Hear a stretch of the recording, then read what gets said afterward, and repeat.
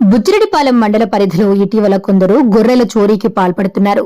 బాధితులు స్థానిక ఎస్ఐ మహేంద్రకు ఫిర్యాదు అందించడంతో ఆయన తన సిబ్బందితో కలిసి ఎట్టకేలకు ముద్దాయిలను అరెస్టు చేశారు. ఈ సందర్భంగా సీఐ హైమారావు మీడియా సమావేశం నిర్వహించి వివరాలు వెల్లడించారు. ముద్దాయిల వద్ద నుండి 65 గొర్రెలు, 2 ద్విచక్ర వాహనాలు, 2,35,000 రూపాయల నగదును స్వాధీనం చేసుకున్నామని తెలిపారు.